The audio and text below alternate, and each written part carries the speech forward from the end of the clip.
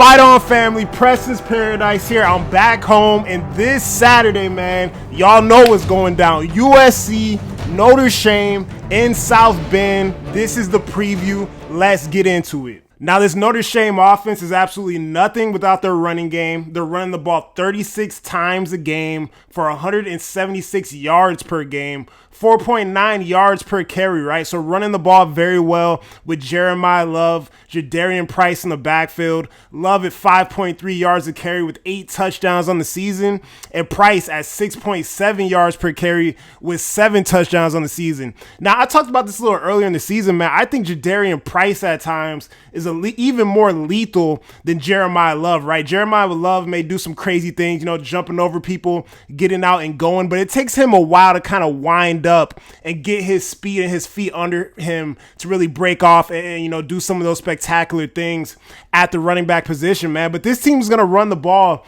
54% of the time. One thing I looked at with this running game, I knew USC was going to have to come into this game on the road and stop the run primarily. This is going to be the biggest objective going into this game for Dan Lynn, similar to how it was against Michigan. Did a good job against Michigan, I believe, held them for 109 yards on the ground. Obviously, sack adjusted, man, but I was still very proud and happy with the response that the defense made after that Illinois game. And when you look at Notre Dame's 2 losses, right? The loss against Miami, Jeremiah Love had 33 yards on 10 carries. Jadarian Price had 45 yards on 6 carries, right? Now, and Miami ends up winning that game.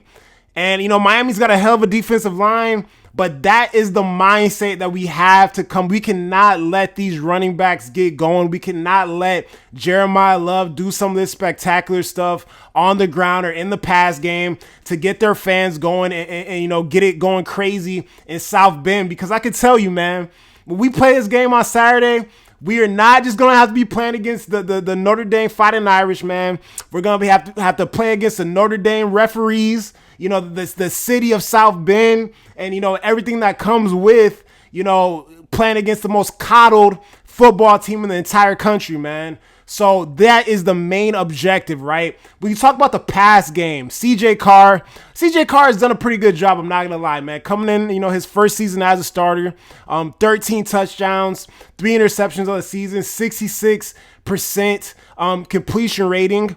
And the Notre Dame offense, through the air has also been, a little bit more impressive than they were last season, man, with Jordan Faison, being kind of a quick, shifty option at the wide receiver position. He has a couple touchdowns on the season. Malachi Fields, big physical receiver at 6'4", 223 pounds. And they like to get their tight end involved, right, as well, with Eli Reardon. He's third in receptions on the team.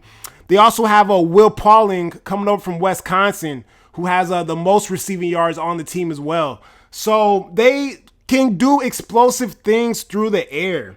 So it is going to also be very important that our cornerbacks, play with great technique. I was impressed with the cornerback play against Michigan for USC, man. I think that Carlos Nicholson made a couple really good plays on the ball. Marcellus is doing a great job. Young cornerback, has yet to have a touchdown scored on him, played very consistently, made tackles. That was what I was most proud of. Guys making tackles, guys making plays on the ball. You saw DeCarlos Nicholson, bat that ball out of Marsh's hands when he caught it in the Michigan game. This is going to be a bit more of a challenge with these Notre Dame wide receivers, man. But if the front 7 can go to work, if you continue to get pressure on the quarterback, like I talked about in the Michigan preview, man, having 4 down linemen, having 3 linebackers, like, this is what it's going to take, not only to win in the Big Ten, but to win a game against a physical squad like this on the road, man. We need all hands on deck, all tricks of the trade. Dan Lynn, man, this is a game where you earn your check, man. Be exotic. I love the exotic blitzes, man. Not knowing who's going to come, knowing who's not going to come. Guys from defensive line flying backwards, at the snap. Hey, I want to see a big-time game plan from Dan Lynn on this one when we talk about going up against this Notre Dame offense. Now, let's talk about this Notre Dame defense, man. Allowing nearly 21 points a game, 351 yards per game. And they're allowing their opponents to score in the red zone at 85%, right? So these are very good things. They have a solid defense. Obviously, linebacker play is solid when you talk about Kingston Valiamaasa, Drake Bowen, Leonard Moore, who is probably the best cornerback in the entire country, has 3 interceptions on the year, 2 passes defense. This is a guy, though, that is going to primarily be an outside corner, right? So primarily probably going to be matched up with the Jacoby Lane, but their coach, Marcus Freeman has said that you might see him move to a slot position to match up with Mekhi Lemon, man. Mekhi Lemon obviously playing, better than any wide receiver in the country right now, leading the country in yards. And this is a guy that I think is going to eat because their slot corner has been injured. He's only played 3 games this season. He has a calf injury. He's been out. And the guys that have been in replacement of, their starting slot corner, man, have a coverage rate less than 50% PFF rating. So they have not been doing very well at the slot corner position, man. And this is where Mekhi Lemon eats every game and goes to work, right? So these are, possibly the mismatches that we could take advantage of as the USC offense.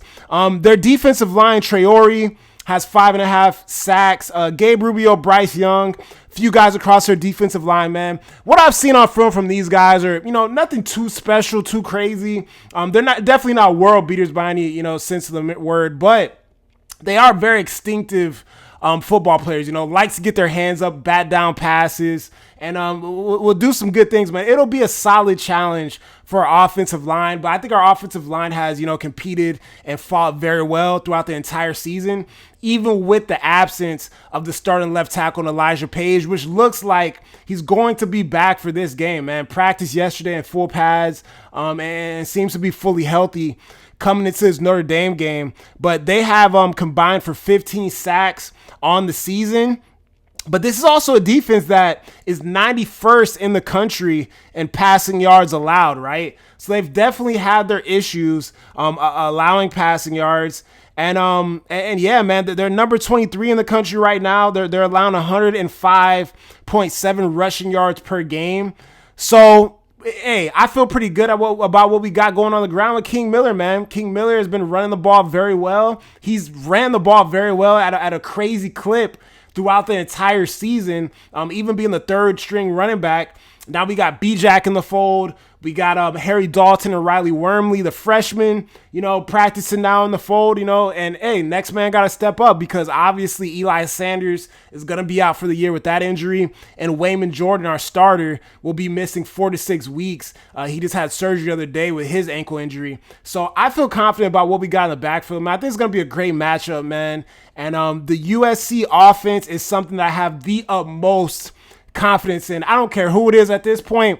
I don't think any defense in the country is going to be able to stop Jada Maava, our weapons outside, and our running game, man, because our offensive line has been so good and so consistent. That's mainly why we've been able to have so much success throughout the entire year, man. So very confident going into this one this Saturday. Light keys for our Trojans, man, and this is a big one against Notre Dame. It's not going to be an easy game. It's going to be a battle, man. So first off, keep the penalties to a minimum. I thought we did very well with the penalties in the Michigan game at home, right? Didn't have any defensive penalties. Had, one hold and I think like one false start. I thought that call Mekhi Lemon, the unsportsmanlike, was a joke. But nonetheless, right, keep the penalties to a minimum, man, because we're already going to have everything going against us in this game.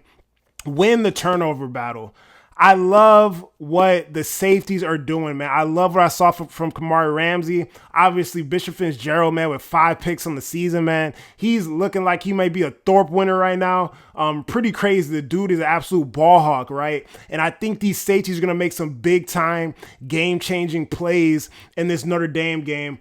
For the defensive line, for the front seven, man, love the heavy boxes. Keep with that. Keep the 3 linebacker sets at 4-3 with those heavy defensive lines. Hold them to under 130 yards on the ground, man. I love seeing Carlon Jones out there. Obviously, Floyd Boucard is going to be out a couple weeks with the injury, but love the heavy lines. Love seeing, some of these new faces out here. Stuff the run, and don't let these Notre Dame running backs get going, because when they do, this offense is very hard to stop. Utilize all the weapons we have on the offensive side of the ball, right? The tight ends have been huge for us this season.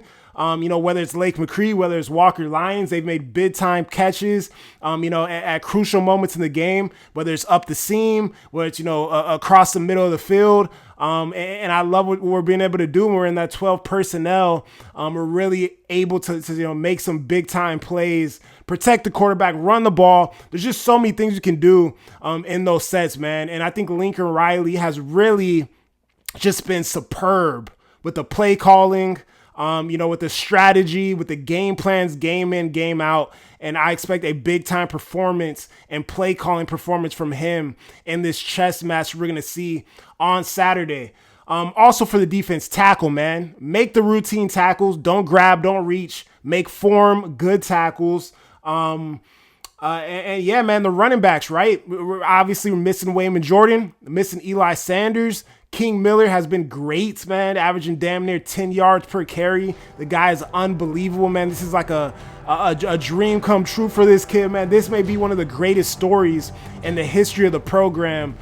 Come Saturday when we see the type of performance that King Miller, has a chance to put on in South Bend, man. And I'm rooting for the kid. I hope he has an historic day on the ground. Also a blessing to have Brian Jackson back, right? A guy that stepped in and was in street clothes last week, stepped in and had a good game, had a couple carries in that big time touchdown to end the game. And wide receivers, man, our weapons outside. Like I said, I don't think any defense in the country is going to be able to stop our offense. Mekhi Lemon, Jacoby Lane, BU, man. And if those guys, have people draped over them or they can't get going, we have to utilize every weapon that we can, man. The tight ends, the running backs, the wide receivers. We have so much to utilize on the offensive side of the ball. We have the greatest play caller in the sport, in my personal opinion, man. And I think that will get us through the finish line in South Bend.